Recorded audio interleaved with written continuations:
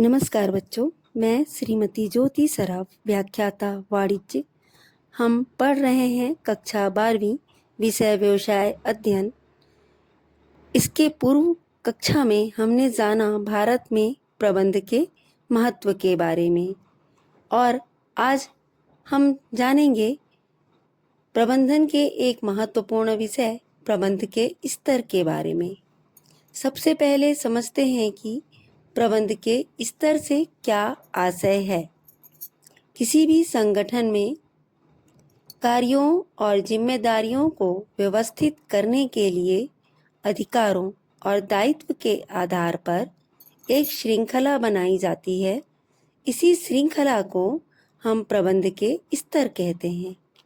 संगठन में कार्य करने वाले सदस्यों को मुख्यतः दो भागों में बांटा जाता है। पहला प्रबंधकीय सदस्य, दूसरा अप्रबंधकीय सदस्य अर्थात श्रमिक। अप्रबंधकीय स्तरों को सामान्यतः 3 भागों में विभाजित किया जाता है। उच्च स्तरीय प्रबंध, टॉप लेवल मैनेजमेंट, मध्य स्तरीय प्रबंध, मिडिल लेवल मैनेजमेंट, निम्न स्तरीय या पर्यवेक्षक प्रबंध। अब इन तीनों को विस्तार से समझते हैं। उच्च स्तरीय प्रबंध, इस स्तर में चेयरमैन, मुख्य कार्यकारी अधिकारी, प्रबंध निदेशक आदि आते हैं। ये संगठन के सर्वोच्च अधिकारी होते हैं।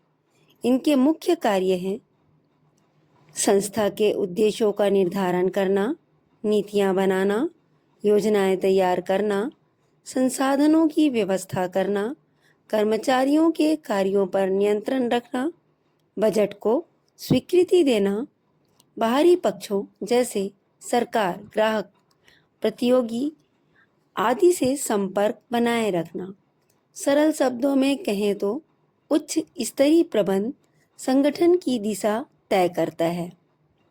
दूसरा है मध्य स्तरीय प्रबंध। इस स्तर में विभागीय प्रबंधक, उप विभागीय प्रबंधक आदि शामिल होते हैं। ये उच्च स्तरीय प्रबंध द्वारा बनाई गई नीतियों को लागू करते हैं।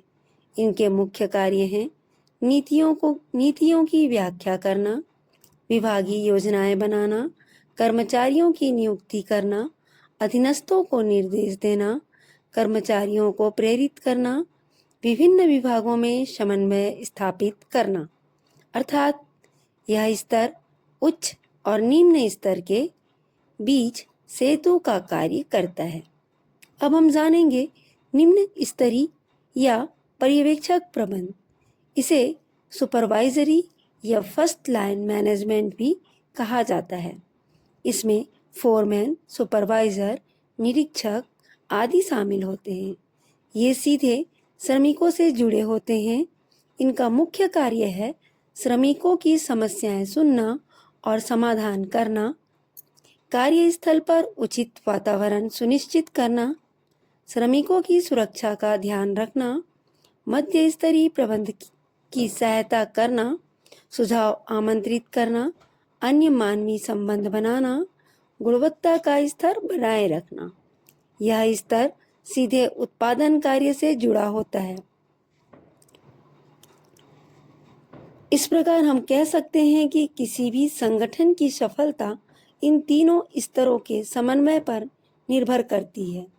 यदि उच्च स्तर सही दिशा देता है, मध्य स्तर सही क्रियान्वयन करता है और निम्न स्तर पूरी निष्ठा से कार्य करता है, तो संगठन निश्चित रूप से अपने उद्देश्यों को प्राप्त कर लेता है।